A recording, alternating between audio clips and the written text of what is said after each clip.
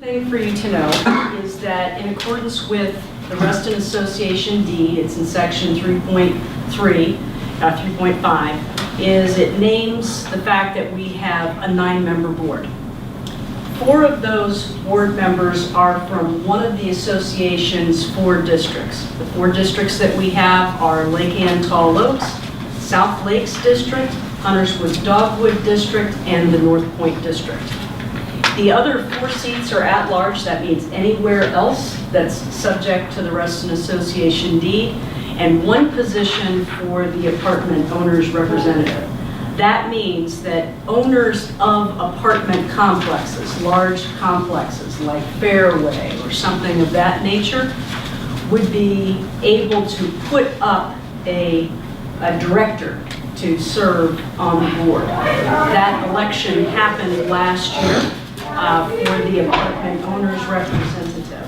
So again, apartment owners can choose their own representation on the Reston Association board.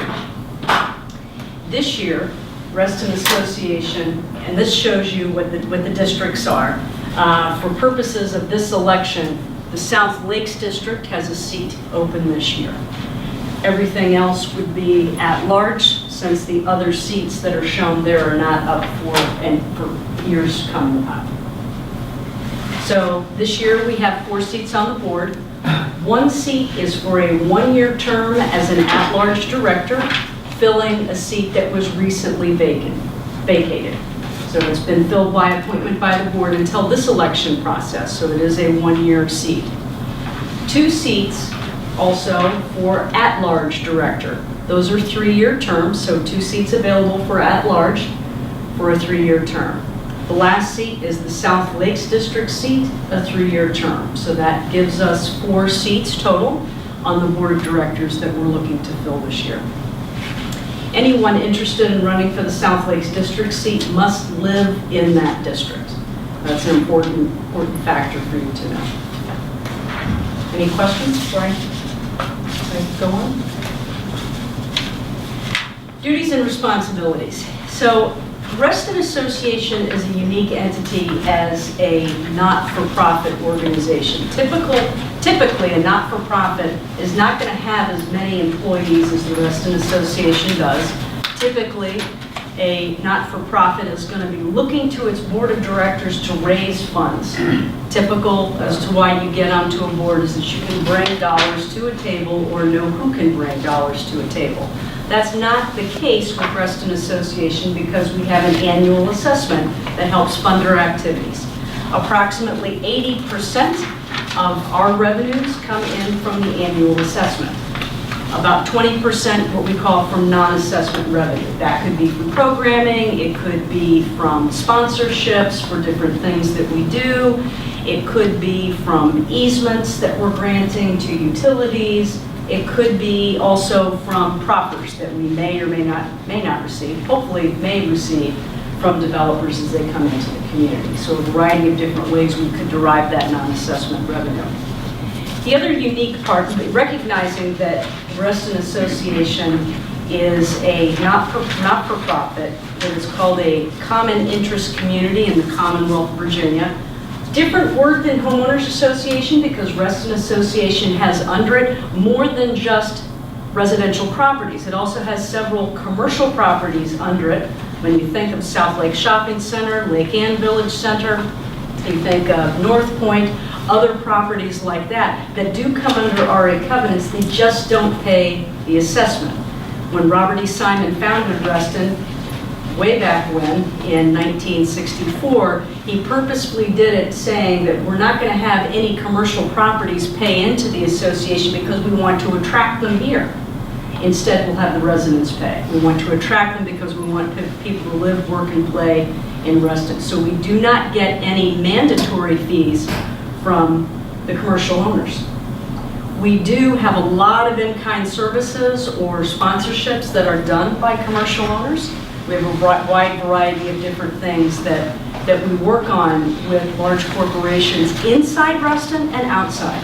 Deloitte is one of our biggest partners, corporate partners, that helps us do a wide variety of activities. One thing that we learned several years back when we wanted to build on a piece of property that we had had for years. The Walker Nature Education Center is one of the best things that we can do in order to make that happen, is to fundraise for it.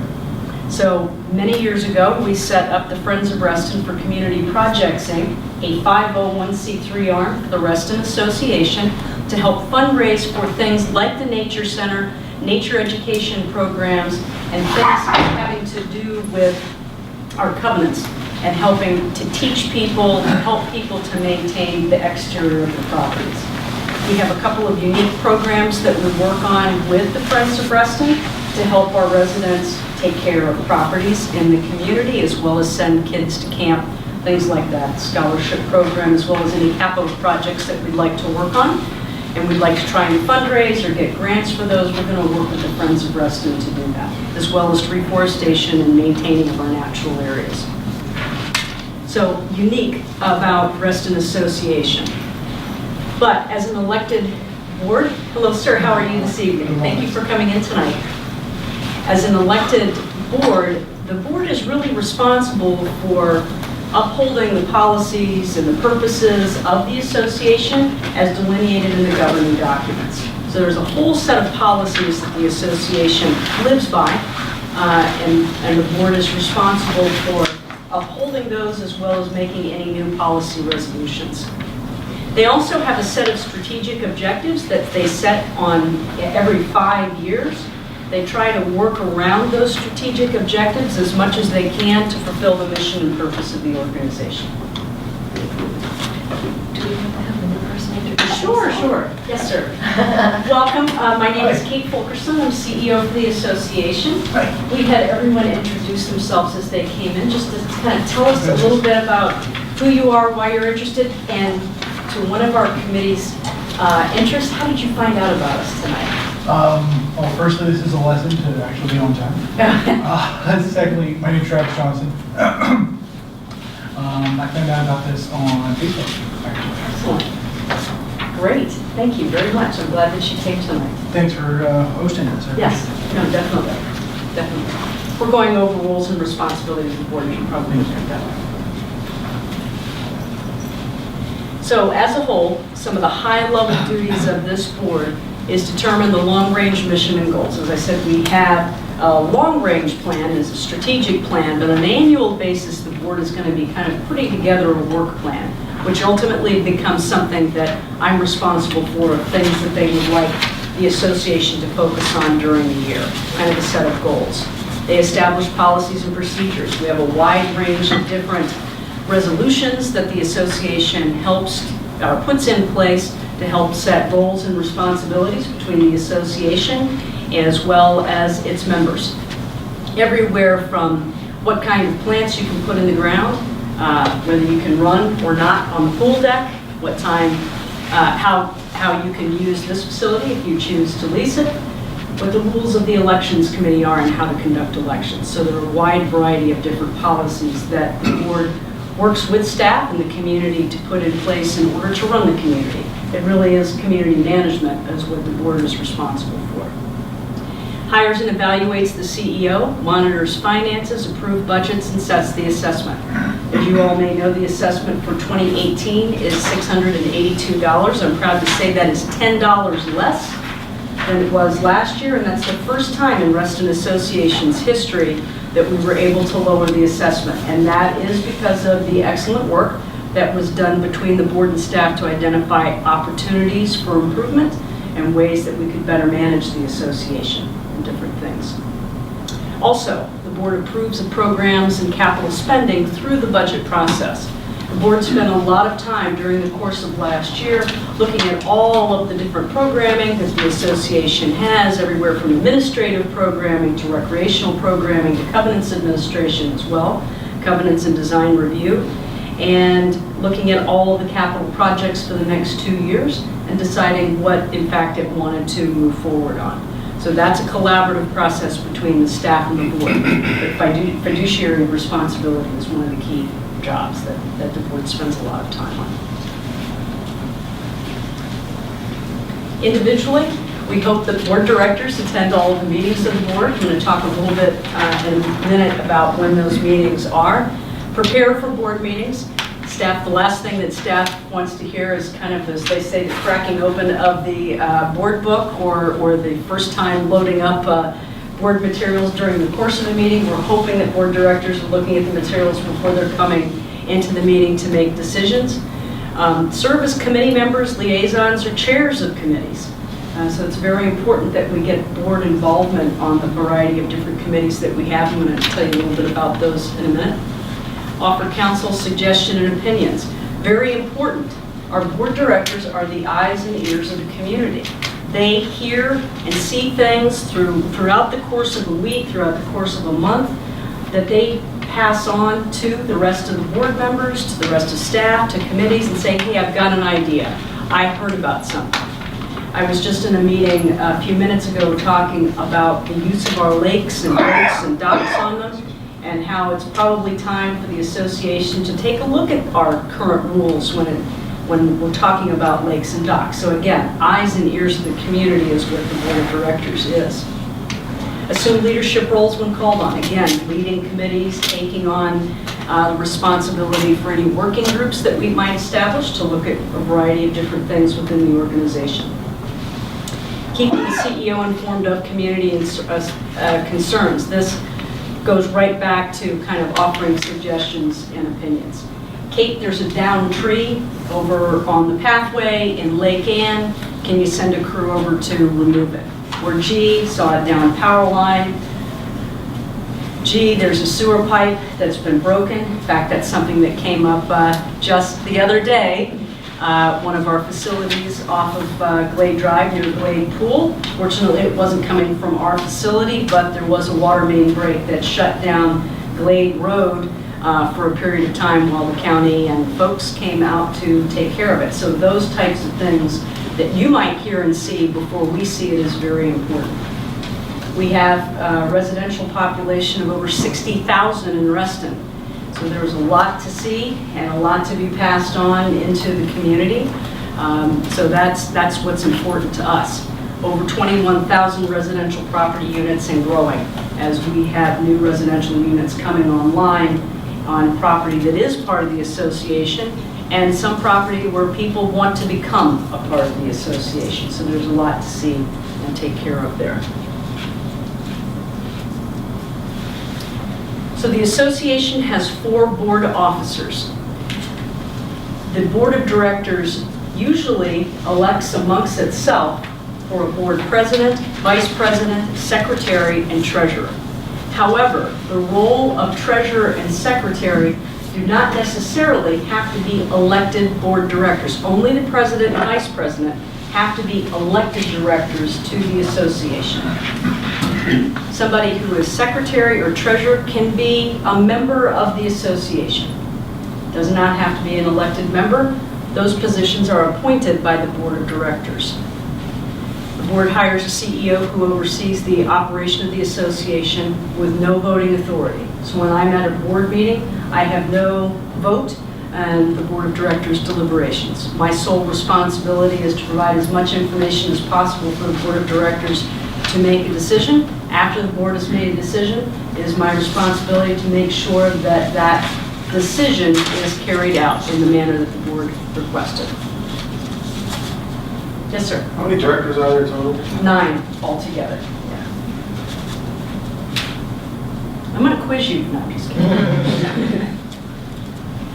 So, in carrying out its duties, the board looks to several different committees to help in its work.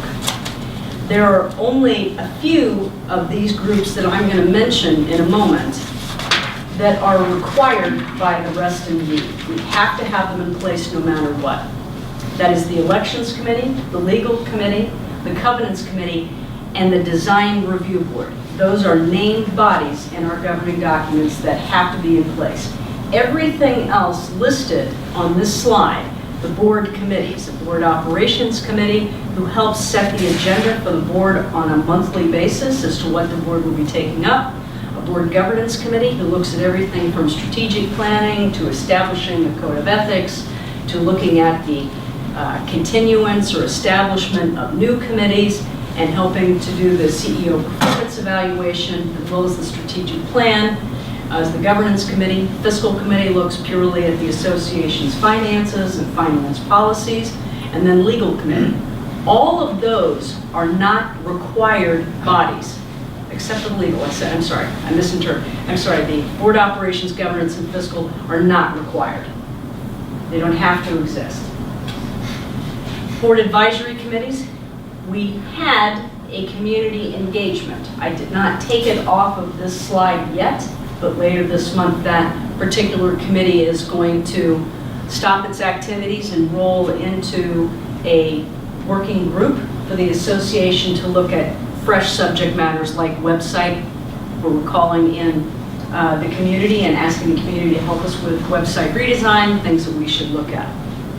But the Community Engagement Environmental Advisory Committee, which Erwin is one of our chairs for, so we're very thankful for all the efforts that he has put in place. He's served for a number of years, looking at different environmental issues at a very high level for the association, especially as it relates to sustaining the environment and the resources that we have, especially during this great time of change that we have with all the different development going on. Yes, sir. How does that community engagement or community outreach program coordinate with the public relations director on staff? Each one of these committees has got a subject matter expert on staff who is assigned to it. So the community engagement its staff resource was our Director of Communications and Community Engagement, Mike Leone. He had worked with the committee for a number of years, and the committee found itself swirling a little bit.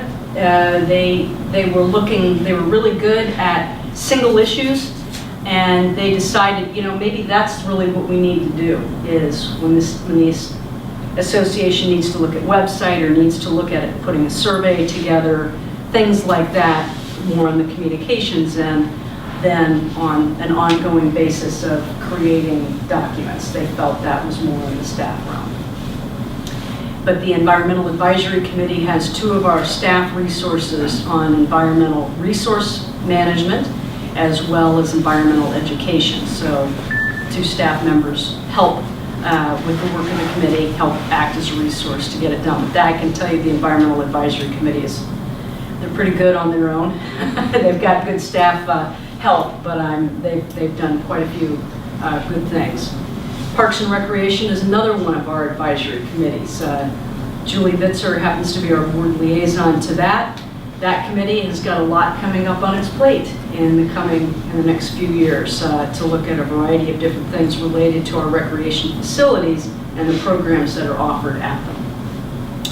We have a 55-plus advisory committee that is looking at advocacy issues related to folks who want to age in place, everywhere from provision of events to how do we make neighborhoods more safe and make sure people have somebody to call on if they need help on something. So we're looking closely at that, as well as a multimodal transportation advisory committee. So we have subject matter experts who are sitting on those to push and advocate for different modes of transportation sooner rather than later in the community of Reston as we grow.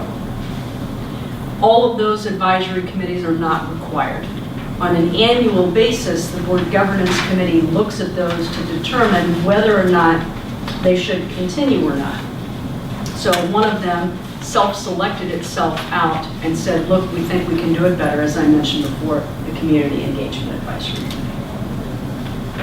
The Board of Directors relies on the Covenants Committee and the Design Review Board.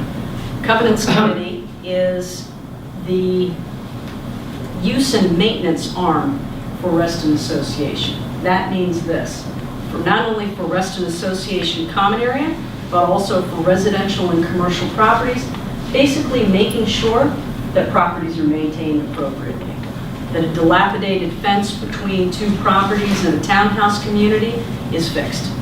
The light fixture that's dangling by a thread is repaired. That the pink door that wasn't approved by the DRB goes through the Design Review Board process. Those types of things that the Covenants Committee works on.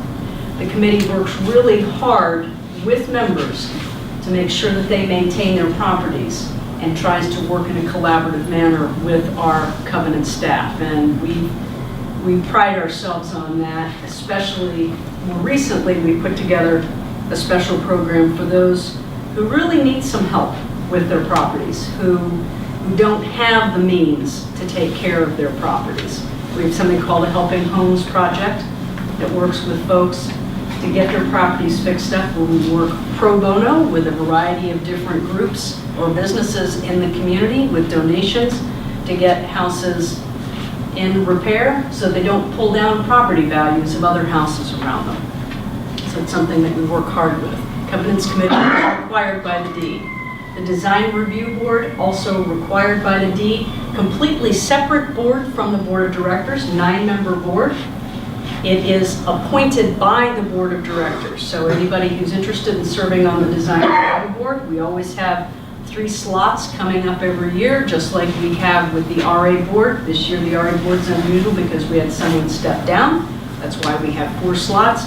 But the DRB has lay member slots as well as design professional slots.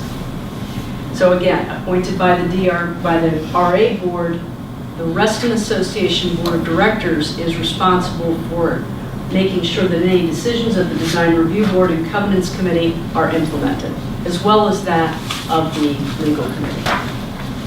So those are the different groups that are available for board directors to serve on, with the exception of the Elections Committee. It would be inappropriate for a board director to serve on Elections Committee for the reason of this meeting tonight and running for the board, so we separate that out. So before the election season starts, the Elections Committee works closely with the board to establish the election schedule, to look over the election materials, to amend any rules that the election committee sees might need to be addressed from the prior election.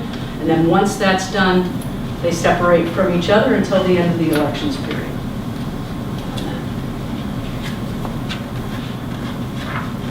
Time commitment. So I have one director that's in the room. Yes, sir. Can we go back? Just one. It says RA Board to enforce.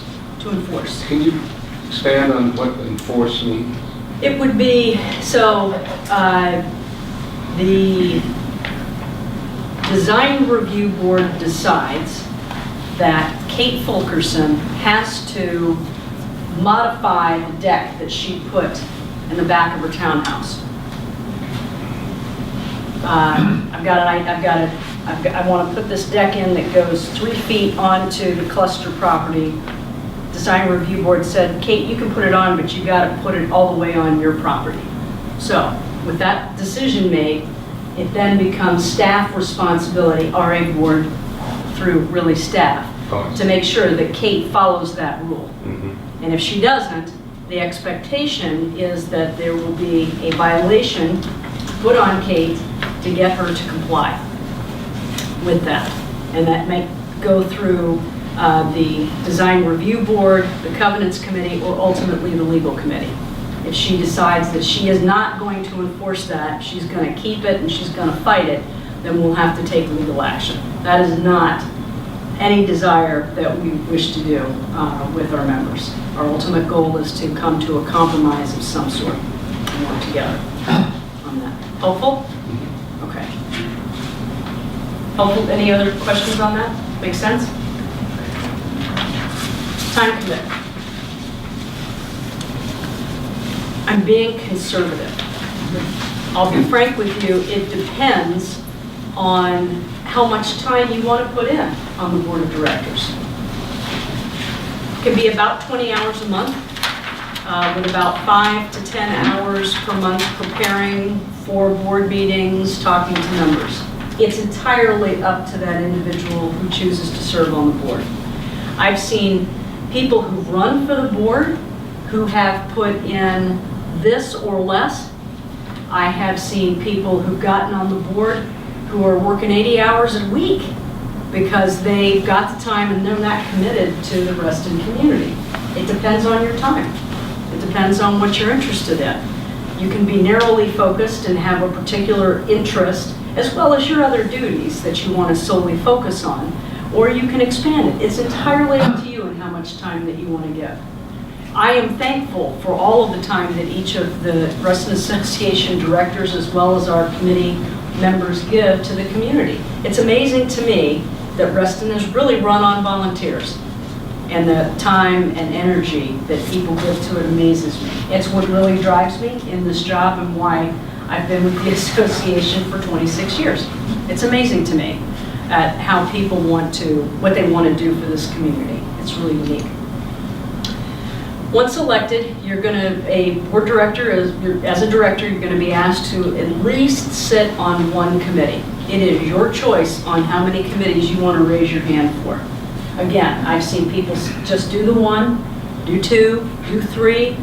About 15 years ago, I had a director who sat on 9 different committees because that's what he wanted to do. Julie's like, wow, why would you do that? But that's unique. That's really, really unique. For 2018, the board meetings are every 4th Thursday of the month, except for April. April is, you okay? Yeah. Okay. April, don't die on me. April is the month where the election results are announced. So there's an initial meeting of the board the day after the annual members meeting. So that's kind of held at a different time. It's earlier in the month of April. The month of August, a long time ago, we used to not have any meetings in August, and that's gone away because we've now filled it with budget meetings on an annual basis. Then you've got the month of November and December, where we're looking at holiday schedules, so we're pushing those meetings up a little farther in the year, in that month, to get things accomplished before people start taking off to go see family. They're typically held about 6:30. Meetings are going until about 9:30 or 10 o'clock. We have a fantastic board chair right now who's great. Starts on time, ends on time. She sticks to it on that, and that's been great because in years past they've gone to midnight and beyond. And that's never good, especially when you're volunteering and you've got to get up the next day and go to work, right? You want to be fresh, and we don't like decisions to go that late because you get tired after having worked a long day and come in and sitting in a board meeting. So crisp and prepared is kind of the way we like to go on that. Before we continue, can I make a comment?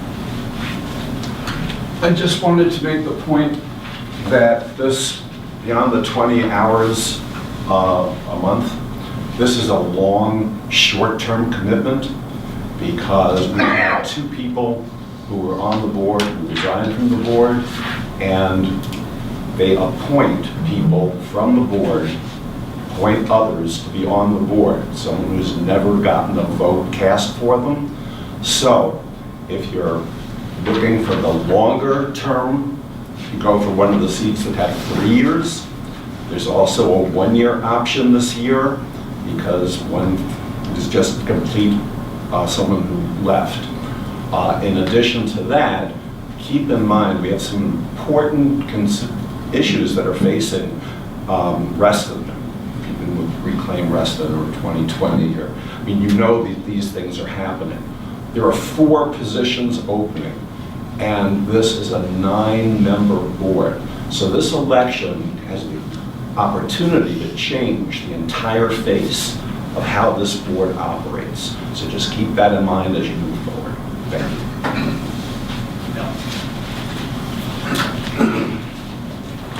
Important dates. Friday, January the 26th, toward the end of this month, is the filing deadline to make application to be on the board of directors. 5 o'clock, hard, fast deadline, whether that's electronic or walking into the office and turning in your paperwork. I'm going to talk a little bit more about what that looks like in just a minute. Next important date is the Elections Committee is going to meet on January the 29th to review and validate candidate petitions and statements. Again, I'm going to tell you in just a minute exactly what they're looking for when they're looking to validate. On January 30th or February 1st, we're asking candidates to come in so that we can take photographs, so that professional photographs, so that we can use that on campaign materials. We do have a professional photographer come in. to do that, because again, it's going to go in a printed ballot that will go out, as well as on the association's website and any press release that we put out about the candidates who are making application. Next, later in the evening on February the 1st, after photos are taken, if you're not doing it on the 30th, will be an orientation session at 7 o'clock with the Elections Committee. We're going to go over materials about the election rules, a position determined of where you're going to be on the ballot if there are more than one candidate for a particular slot, and receive a copy of the membership list that you can use when you're campaigning. I do want to disclose that that membership list is just purely a property address. It does not include any other information like a telephone number or an email address. The reason for that is we are required by the Property Owners Association Act of Virginia that we cannot give that information out unless a member expressly gives us written permission to do so. So that is held for Reston Association's use, but the property addresses are not. It at least allows you the opportunity to see what properties, especially if you're in a district race, are within your district when you're campaigning. Otherwise, the rest of Reston, with the exception of Town Center and a couple of other small pockets, are up for door knocking and getting out there to encourage people to vote. People will also use those addresses to send out campaign materials at their own expense to try to get themselves elected. So, validating the candidacy forms. So in accordance with the association's bylaws, we have 3 different things that we're looking at to validate. The first is a petition of candidacy for either an at-large or director seat, but not both. So what's most important is when you decide to run, that you need to check a box on the materials that we provided as you came in. If you did not pick these materials up, I will definitely, if you signed in tonight, I'll definitely send them to you electronically so that you've got them, or they're available on our website.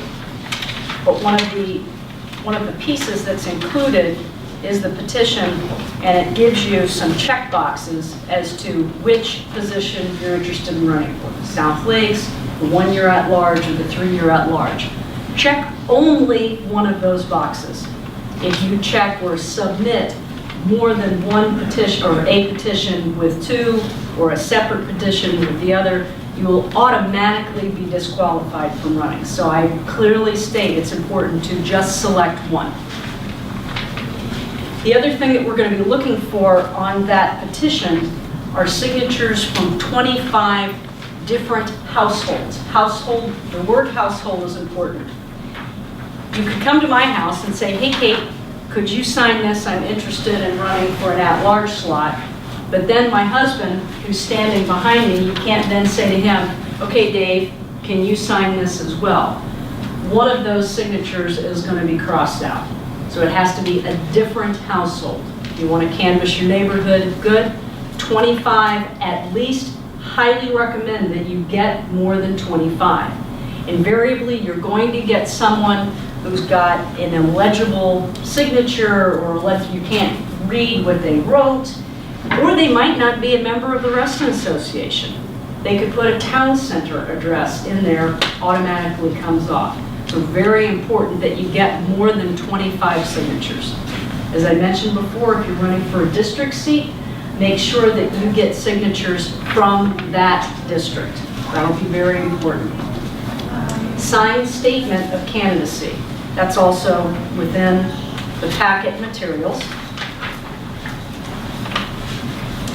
And looking for you to fill out name, address, telephone number, contact information, filling out all of the information here, goals, qualifications, staying within that 150-word limit on both of those questions, signing and dating the form. Very important that you do that.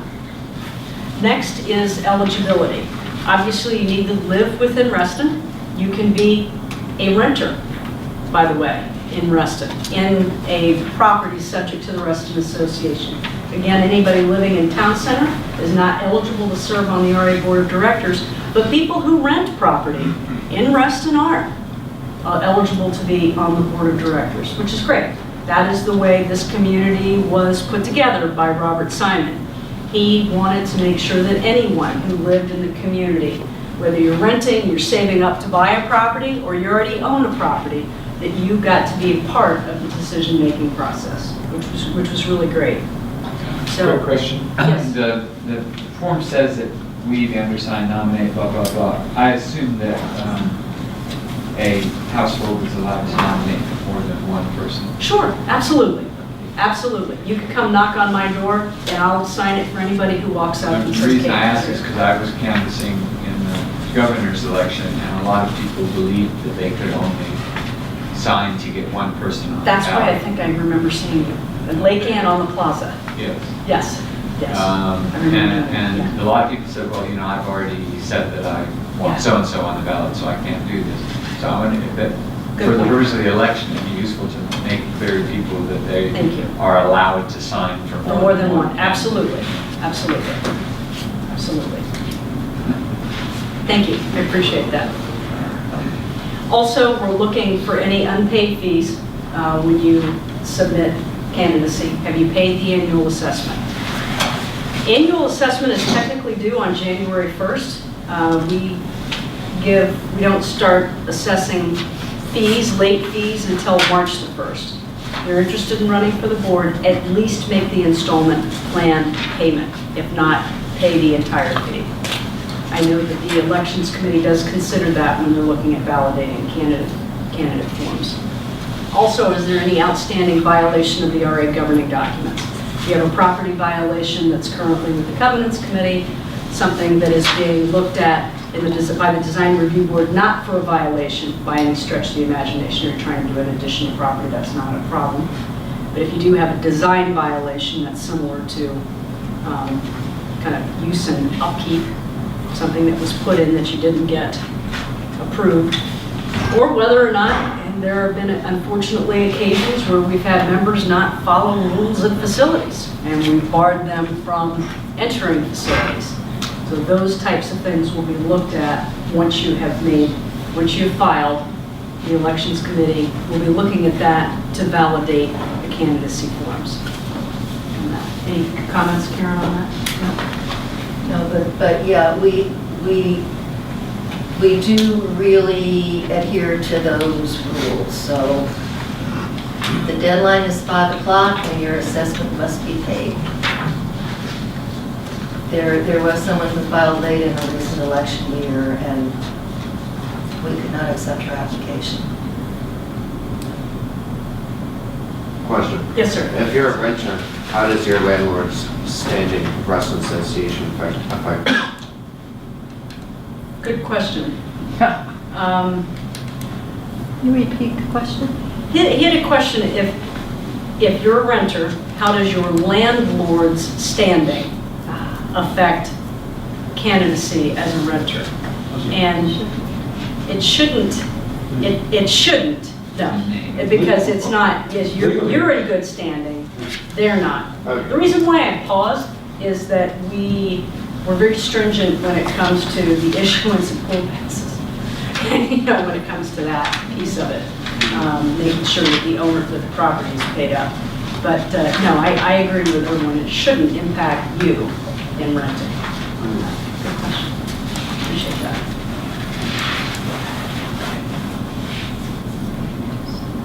Where to find information about the board and the election process. The association's website is a wealth of information.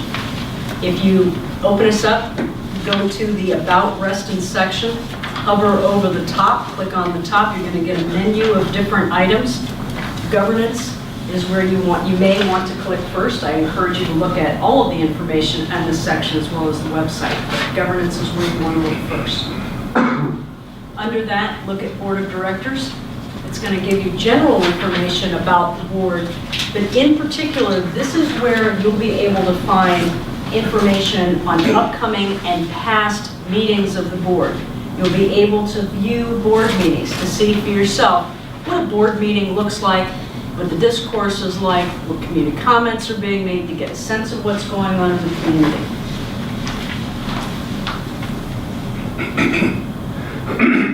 Strategic plan is also up there. Again, it's a 6-part strategic plan covering about a 5-year period. So around sometime in 2019, early 2020, the board will be looking to redo that strategic plan. Budget information, again, can be found under that About Reston Association, under Management and Finance. Past budgets, current budget can be found there, so you can see where dollars have been allocated. Budget videos, you can see deliberations of the board over the past year in 2017 to set the 2018 budget. Those are clearly delineated on the board page, but the final budget documents are listed here. Finances, monthly financial statements, again, under Management and Finance, under Financial and Audit Statements. Please don't hesitate to take a look at those. The last set of financial statements that you're going to see on there for 2017 have a November date on them because we're closing out the year in December. You're going to see financial statements again pop up there around the month of February. But I can say that we came in under budget a little over $300,000, about 2% under budget in terms of expenses. Board election information, again, under the same section, under About Reston Association, under Governance, called Board Election. All of the materials that you have been given tonight can be found there, off on the right side under the Board Election Resources. There is a fillable form that you can, for your candidacy form, petition, you can download that as well and print that off. Again, we've got copies for you this evening. You can submit forms in person, by hand, or you can submit them electronically.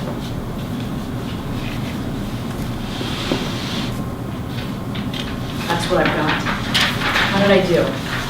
Just under an hour. Just under an hour. Any questions in particular? Anybody has? Yes, sir. I'm a little confused about the timing here. From now till the end of January, are there rules governing anything, or can you, or do you have to wait until February 1st before you start running? The candidates will be certified on January 29th. So you kind of run at your own risk? So, yeah, I mean, you are not subject to the rules and regulations set forth in the resolutions until you are a certified candidate. Okay. Where? Yes. On the board election. On the board, yeah. Are those rules somewhere Yes. written down? Where Yes, do you have access you to can them? get those off of the website. Have them posted. They're Should have them posted here. I will make. Resolutions 1 through 6 pertain to the elections. Mhm. And if they're not here, I'll get them posted. They are, I Should believe. be. Election They might be under on the. I think they're on referenda the- resolutions. The board resolutions are there. Yeah. The board resolutions are there, making them easily accessible to candidates, though, is another matter. They're under the election page, the election committee page, but I'm not sure they're on this page. Easily fixable. That's mine now to do. Well, there's something called election and referenda resolutions, is that it? I'm sorry, sir? Election and referenda resolutions. Well, thank you very much for being my eyes. You have no idea how, yes, they're there. Thank you, Karen. All 8 of our eyes. I know. I'm like, okay, I'd like to know how you see that from there. I just can't say anything about it. That's good. I knew they were on. Put the bifocals to work, right? Yeah. So, yes. So all of the rules are there for that, but between now and the 26th, you might want to put your statement of candidacy together, go out and, the hope before the 26th is that you'll go out and get all of your signatures, by then. So you are in essence campaigning. and of letting people know this is what I'm interested in doing and getting those signatures. Just a point on the number of signatures, while we need 25 and they have to be certified, play it safe and get more than 25 in case any are kicked out, Yeah. you're still qualified. Yeah, Kate had already mentioned that. Yeah, but thanks for doing that. How do you, I'm not sure we answered this question. Okay. I mean, could someone start campaigning now? Or even maybe, could you be disciplined or kicked out or whatever for, Finding the rules. You can't really present yourself as a candidate until you're certified. Technically, Why I'm not? running for the board. Well, I'm running for, I'd like to be a candidate, I plan on running for. I plan on running. Yeah, what you're doing when you get the signatures, I guess? Running to run. running to run. Okay. Right. Do you think that, is that better, or? I think so. I mean, I just never thought about it. Okay, I don't think anybody ever really ran after time before Right. the file. right, But I guess you could. Get a big billboard, oh wait, my This is girl. a real- right. I don't Guess know. we could look at the resolutions and see how they kind of. They don't address that. You know, I know only they don't, talk about but, you know, you certified. think about Right. following those same kind of Yeah. guidelines prior to. And once certified, the elections period goes for about just about a month. There's a long period to go knock on doors. About a month and a week, yeah. Month and a week, yeah. Yeah. One thing that was missing to me anyway was our county. Does the board have anything, I didn't see that the board would have any interaction with the county at all. Is that more or less your job? No, yes, I do interact a lot with the county. However, I do rely on the board to help me with those interactions. Very important. The supervisor's office, planning commissioner, park authority, all of that is to work with those public officials to get things done in the community. I see it as an important collaborative partnership for the two entities to work together to make sure we do the best that we can for the community of Reston. I'm gonna try and do this in order, because I saw Tammy's hand fly up, then I saw this gentleman and then this lady. Did you have anything, Tammy? I was looking at this calendar of when, you know, the candidate information forums are happening. Okay. And then, you know, but it's here, so. Okay. Great, good. Along the same lines as this gentleman's question, not just the county, but the state as well. Yes. So we'll act as, you know, liaisons, I suppose, or intermediaries with, I guess, you know, delegate on. Correct. Absolutely. The board will work with our state Commonwealth delegates. Yes, definitely. Yeah, that's very important, because there are a lot of things that come up during every election session, or I'm sorry, every legislative session at the state level that impact community associations. So yes, we will talk with them quite a bit. Yes, ma'am. Okay. I don't know if you said this, so how do we know that the homes that we are going to get signatures, that they're active members or that they paid their assessment or whatever it is? Good question. Don't worry about whether they paid their assessment. Be more focused on whether they live in town center or the Deepwood area, if you're familiar with that in South Reston. It's like Allsop Lane, things like that. There's just a little finger in South Reston that's not a part of the Reston Association. So go everywhere else, just knock on doors, get signatures, just get more than 25, get ample amount, 35. And, the staff and the elections committee will work on the rest. We're really only looking for signatures. Is this property really within the Reston Association? Is this the owner of the property, or a renters or rental? We'll be able to identify some of that. Yes, sir. You have this evening received information on all of the people here, including their email addresses. Will you share that information with all the people here? Who attended this year? That's entirely up to the elections committee. It's a public document now that it's in the hands of the Reston Association. It is Yeah, I guess it is. accessible to all members. I'm easy to find. Does anybody here have any objection to that? I was No. entirely anonymous. I'm sorry. Oh, yeah. What'd you say? I'm sorry. I can't hear from that side of the room to If hear. nobody has any objection to that, then I'm okay with it. Yeah, there are no objections to those who are here tonight, then we'll make it available to all of who are in attendance. Just make sure you signed in when you came in, if you could. That would be great.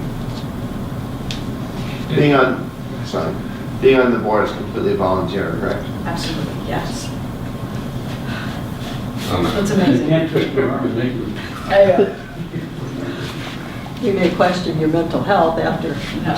But No, I think it's great that you're Thank you, interested. President. Kate, did you mention that the applications can be submitted either electronically or in paper? So do you all have preference for how you want? Electronic would be the preference. Yes.